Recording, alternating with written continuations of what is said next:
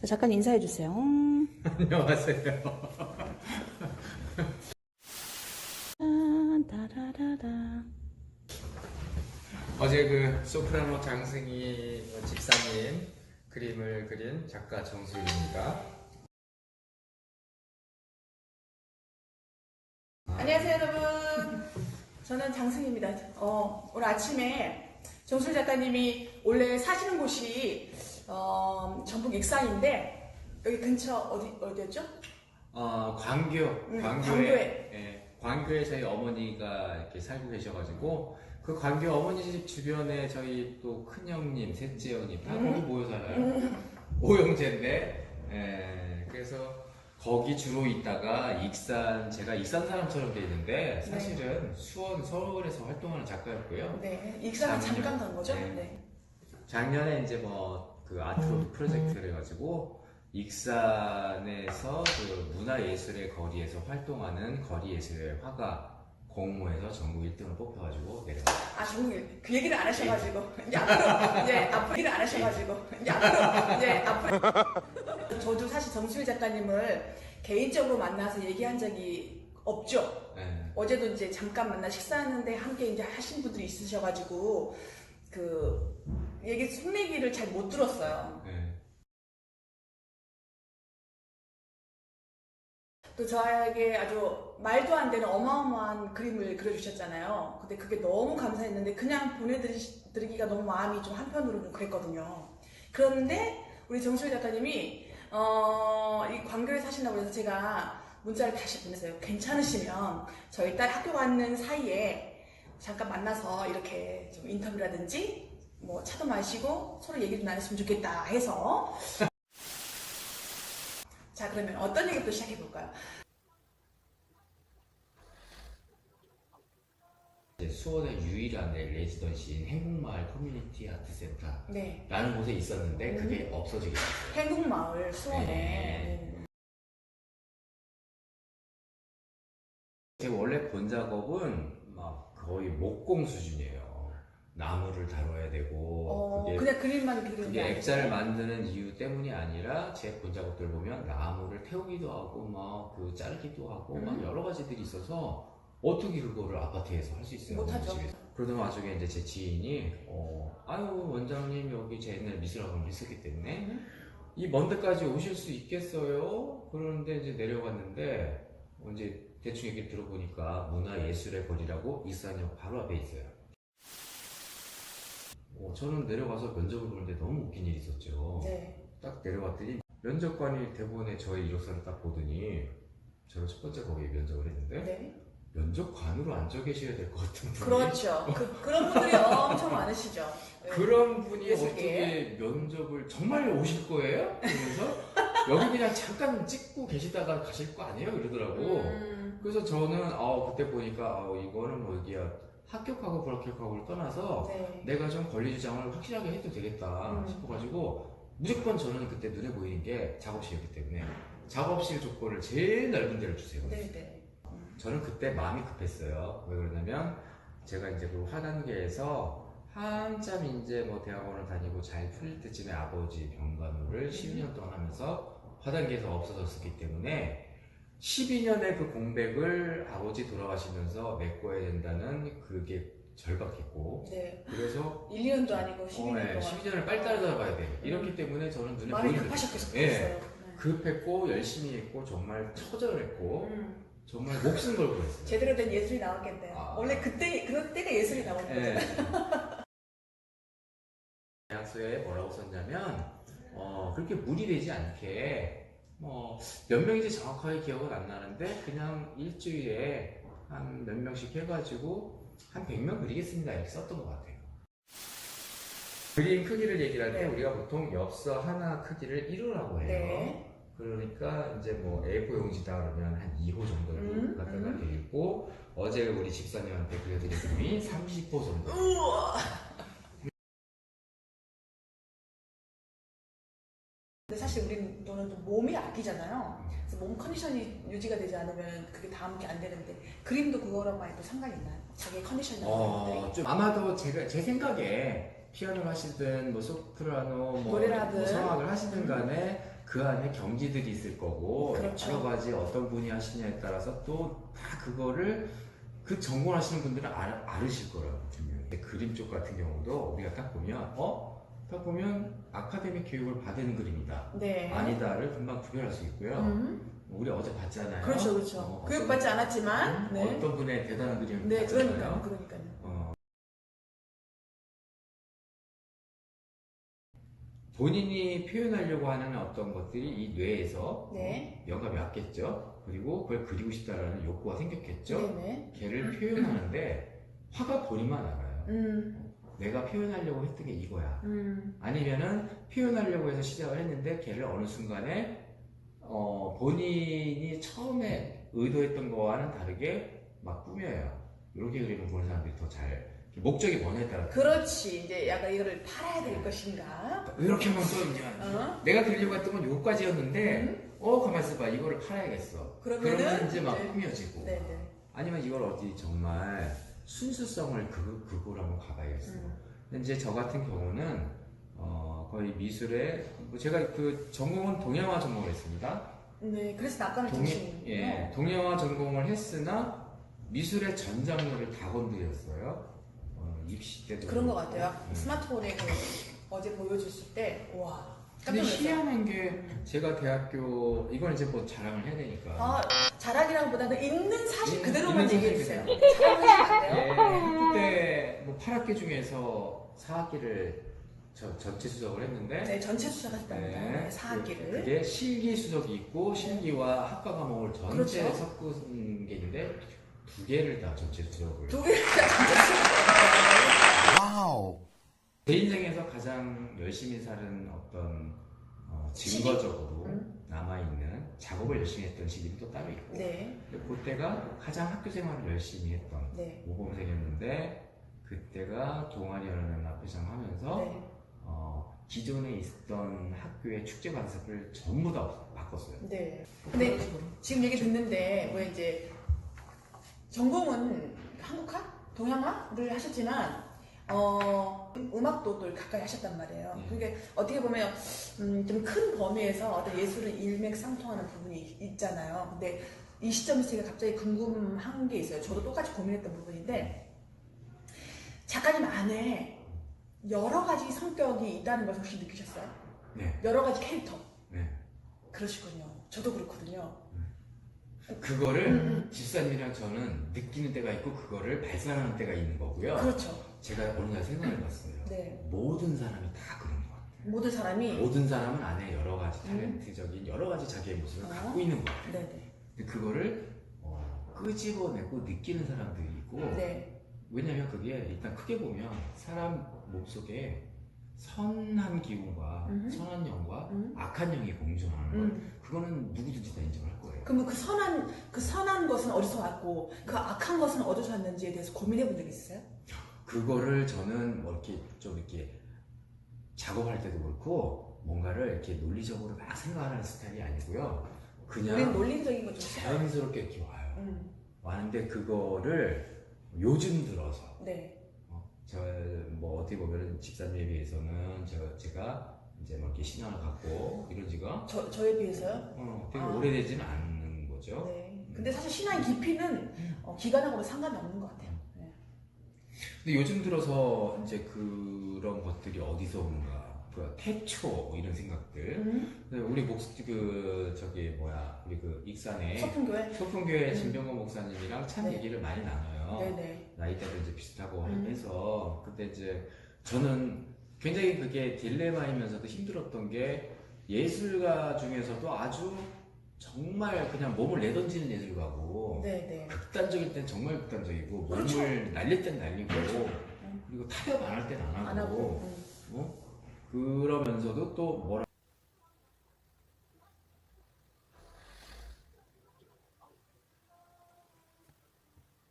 그래서 우리 목사님이랑 항상 얘기할 때도 보면 그분은 목회자시고 저는 예술가인데 예술가와 신앙이 부딪힐 때가 많이 있더라고요. 그래요, 맞아요. 저도 그게 너무 고민됐고 힘들었었던 적이 많아요.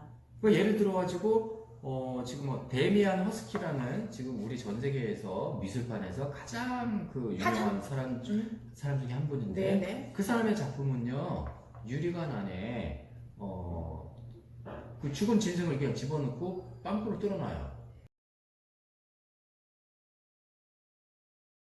그러면 그 안으로 파리가 막 들어와요. 그러면 계속 그 안에 이제 파리가 왔다 갔다 하니까 그 죽은 동물의 시체가 구더기가 생기는 거예요. 그렇죠. 썩고. 그러니까 이게 그 자체가 그럼 예술 인품인 거예요? 그거를 계속 이제 변하는 걸 보는 거예요. 와. 죽음과 뭐 어떤 생의 변화 뭐 이런 걸 표현하려고 하는 거든지.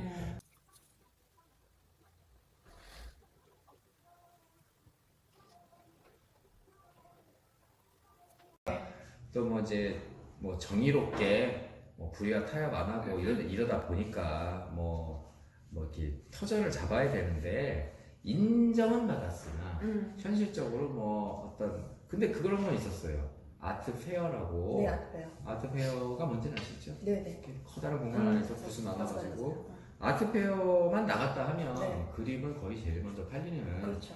근데 이제 그 아트 페어가 초창기 때는 교수님들이 상당히 아트 페어를 뮤지엄 작가랑 아트 페어 작가를 분류하시려고 했었어요. 작품을 분리하려고 그래. 그러면서 아니 그러면 먹고 살 길 뚫고 주든가 순수미술 전공을 해가지고 먹고 살 길이 없는데 맞아, 순수 음악도 마찬가지예요. 많이 어렵죠. 그래서 이거는 뭐 지금은 순수라는 이름을 솔직히 얘기해서 붙일 게 없는 그런 시대인 것 같은데 그래서 아트페어를 나가면 잘 팔리긴 했는데 어느 순간에 끊었어요. 그래서 네. 그 진호박성교 선생님께서 네. 그 일반 이제 사람 노래에 끊는 것처럼 네. 저도 이제 아트페어를 끊게 되고 많은 그때 또 그 갤러리 사기를 연속 3번 당하게 돼요. 그런 일을 누구나 한 겪고 번씩 있어요. 두세 번씩 겪는 일이네요. 그 사람에 의해서. 근데 참 이렇게 예술하는 사람들이 그런 동계산이라든가 그래서 매니저 같은 게 좀 있어야 되는데 그때 한때 또 이제 아트 매니저라는 사람이 붙어 있었기도 했었고 했는데 어쨌든 그러저러해서 중요한 것은 익산에 내려간 것도 제가 지금도 그런다 그랬잖아요. 네. 내가 왜 익산에 있는 거야 지금? 나의 의지와 상관없이. 그리고 그 익산에 내려가니까 초반에 타지에 가가지고 너무 외롭고 하니까 제가 실험을 했어요. 실험을. 그래서 아니 익산에 여기서 내가 끝장을 보겠다. 부디와 타협하지 않고 아무리 그래도 이 세상에서 노력을 하고 열심히 뭐를 하다 보면 실력이 있으면 정말 실력이 있으면 학벌과 파벌과 이런 걸 넘어설 수 있을 거다. 그게 수원에서는 일단은 안 됐다. 서울에서는. 네. 질문입니다. 독일에 질문할 때 이렇게 하거든요. 갑자기 아까 말 끌어서 너무 죄송해서. 네. 그 부와 타협하지 않는 거. 왜 그러시는지. 만약에 부와 타협을 해보셨는지. 근데 그것으로 인해서 뭔가 얻은 게 깨달음이 있었던 것인지. 아니면 부 자체가 부정하고 싶은 것인지. 이런 거에 대해서 좀 말씀을 나누실까요? 우선 제가 교회를 또 다녔다 라고 하시는 데가 3군데인데 한 군데는 한 2번 가고 말았고요. 그 다음에는 제가 그림으로 하도 실력만 가지고 두들기는데 안 되니까 어느 이제 되게 노출되어 있는 유명한 관장님을 만났는데 그분을 통해서 큰 교회를 갔어요. 네, 큰 교회. 근데 신앙심이 너무 필요해서 갔다기보다는 그걸 소개한 관장님의 그 인맥과 이런 거라도 어떻게 좀 이용을 해보자 라는 생각도 좀 베이스에 깔려 있었어요. 깔려 있었는데 여차저차 하다가 이제 익산에 내려갈 때는 모든 것이 제 마음대로 안 되니까 안 되니까 맨날 술만 먹고 괴로우니까. 괴로우니까. 안 되니까 그러다가 어떻게 하다가 내가 익산까지 가냐 이러면서 갔는데 가자마자 한두 달 만에 저한테 일부러 장로님이 오셔가지고 그림을 그리셨어요. 그래서 주보를 이렇게 하나 딱 주셨는데 작은 교회예요. 뭐 신도가 총 다 해서 한 20명 정도밖에 안 되는 익산의 소풍교회 진경호 목사님이라고 이제 거기를 전도를 하신 거지만 제 기억으로는 제가 제 발로 갔던 것 같아요. 근데 그때만 해도 원래 그거 모르시죠? 정의 집사님 제가 남들 앞에서 뭔가를 원래 엄마 아버지한테 물려받은 성격이 네. 남들 앞에서 뭔가를 이렇게 막 하는 걸 쑥스러워하고 오, 소심한 그래요? 성격이에요. 그게 후천적으로 바뀐 거예요. 오, 섬세한 거겠죠. 그러니까 상처도 잘 받고. 저 조심해야겠네요. 아니. 아니. 사람들 상처받는 사람들을 저로 인해서 좀 있어서. 그래서 익산에 갔는데 아까 그 익산 얘기가 끊어졌지만 계약은 12월 달까지인데 100장만 그리면 되니까 처음에 내가 서둘러 나갈 필요가 없으니까 근데 센터에서 언제 나와요 하다가 이제 나갔는데 맨정신에 못 그리겠는 거예요. 남들 내 작업을 하는 거랑 그래서- 다르니까. 그래서 그냥 생수통에 소주를 부어가지고 갖고 와서 첫 손님 그릴 때 이러고 그랬어요. 이렇게 발 떨면서. 근데 네. 그게 이제 긴장 때문에 떨리던 게 나중에는 매일 그러니까 쓸 때 알코올 때. 중독으로. 그 정도셨어요? 네, 이렇게 떨면서 그래요. 지금 모습으로서 상상이 안 네. 가네요. 우리 예술하는 사람들이 꽂히면 그거밖에 생각 못해요. 한꺼번에 두 개를 못해요. 잘 못하죠. 네. 근데 오로지 내 머릿속을 지배하고 있는 거는 교회에 가서 늘 어느 한 사람에 대한 기도를 하고 그 사람에 대한 기도를 하고 있는데 그게 지금은 그 한 사람에 대한 기도가 여러 사람이 잘 되고 저는 저가 잘 되게 해주세요라는 기도보다도 많은 사람들을 위한 중보 기도를 많이 하는 것 같고 네. 오히려 하나님을 위한 기도를 하는 거로 많이 바뀌게 된 것 같고요. 그래서 그날 이후에 어떤 일이 생기냐면 한 달 후에 정말 이건 말도 안 되는 일인데 어제 잠깐 보셨던 네. 제가 또 이렇게 공모전이 미술판에서 이거는 제가 그냥 까발려서 얘기를 해도 상관없습니다. 어차피 저는 뭐 미술협회에 네. 속해 있지 않고. 속이지도 않고 근데 그 뭐 떳떳하고 있는 그대로의 사실 속해 있지 않으면 네. 괜찮아요. 네. 네. 그래서 그 공모전을 안 내기로 유명한 깐깐한 작가였었어요. 공모전 내봐야 뭐해. 이미 다 정해놓고 하는 거. 저도 오디션 잘 네. 안 나요. 뭐 가장 우리나라의 큰 대표적인 거시기라는 그 한국문협회 그 협회 같은 경우도 뭐 이미 다 아는데 되게 웃긴 거는 모든 작가들이 그렇게 욕을 하면서도 결국에 또 양력에 또 쓸 때는 거기 거를 또 써줘야 그 인정을 해주고 하는데 네, 그렇죠. 그나마 어디서 들어온 정보에 의하니까 정말 그래도 여기는 타 공모전에 비해서 되게 실력 위주로 해서 평가를 하더라라는 대로. 그래서 제가 거기를 수원에서 처음에 냈을 때 전국 3등을 했고요. 네. 그 다음에 냈을 때 2등을 했어요. 그 그다음 다음에 냈을 익사를 한 거예요. 근데 그때 그거를 정말 내서 내가 1등을 한번 해보고 싶은데 네. 그때만 해도 계속 정신 못 차리고 그 주님이 그런 그 마음을 주시기 전에 계속 쓰러졌다 일어났다 반복을 하다가 그 울림이 따고 나와서 딱 보니까 공모전 얼마 안 남은 거예요. 그때부터 막 그리는데 사실은 솔직히 고백을 하면 내용적으로 그 제목이 공모전 제목도 아니었어요. 페인 갱생 구원이었어요. 페인 갱생 구원에다가 그리고 사이즈도 오버였어요. 자기 얘기였나요? 네. 그래서 그냥 익산에서 있었던 일을 그대로 1월달부터 10월달 입당 예배할 때까지의 내용을 그냥 스토리로 이렇게 스토리보드처럼 그린 건데 웃긴 건 뭐냐면 연필로 스케치가 되어 있고 그 위에 채색을 하려고 어제 그렇게 엄청나게 미술을 할 수 있는 사람이 네, 그러니까요.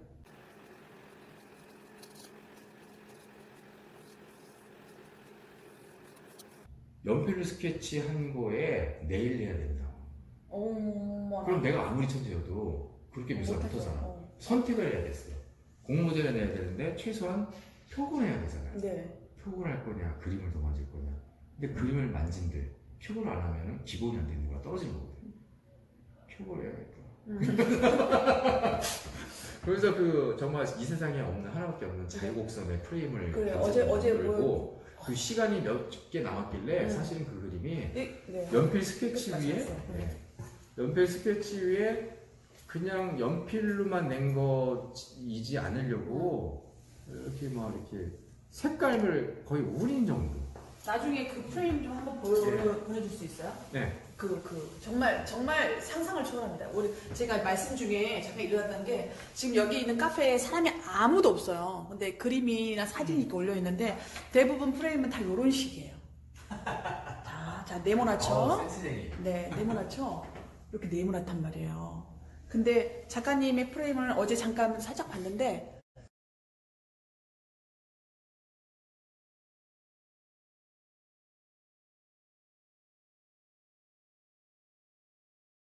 상상 초월했습니다. 그래서 일단 뭐 너무 드리고 싶은 말씀이 많아가지고 자꾸만 얘기가 늘어지는데 간단 요약을 하면 그렇게 이제 10월에 갑자기 그 마음이 탁 오고 나서 한 달 만에 그렇게 됐는데 어머나 세상에 이게 전국 1등을 하네. 목사님도 깜짝 놀랐고 목사님도 깜짝 놀랐고 그거를 싣고 가는 거를 문화재단 관계자들 다 봤어요. 네네. 그 사람들이 다 깜짝 놀란 거야. 그거는 아니 미완성 치부를 받아야 될 작품이 그것도 전혀 공모전용의 제목도 아니고 사이즈도 오버였고 그거는 허점이 너무 많은 그림이었어요. 그리고 이게 그분들의 일반적인 기준에서는 허점이 많았다 이 얘기죠. 그 대회 규정상에서. 그러니까 그거는 어쩌면은 그냥 아예 그냥 1차 그 서류 심사에서 탈락해도 할 말이 없는. 왜냐면 일단 사이즈도 규정이 있는데 그게 오버됐어요. 심하게. 오버됐고 그림도 미완성이라고 꼬투리를 잡으면 미완성이라고 할 수 있어요. 예술이 근데 너무 이 틀 안에 있는 것도 너무 웃겨요. 그러니까 공모전이라는 거 자체가 말이 안 되는 거죠. 차라리 공모전이라는 거는 왜 1등, 2등, 3등 상을 가지잖아요. 상금을 주고. 네. 비엔날레 같은 경우는 그런 게 아니고 그냥 좋은 작품을 전시라는 걸 보러 오세요. 네. 티켓을 받고. 차라리. 그게 차라리 좋은 거지. 근데 그렇게 되면서 그런 말도 안 되는 그런 수상을 제가 일평생 처음 보다가 그림 보다가 너무 신기하네요 정말. 1등을 하고 이게 바로 간증인 거죠. 그 다음에 그 소식을 듣고 인공 암벽을 만드는 전라북도에서 유일한 회사에서 예술 총감독 제의가 들어와요.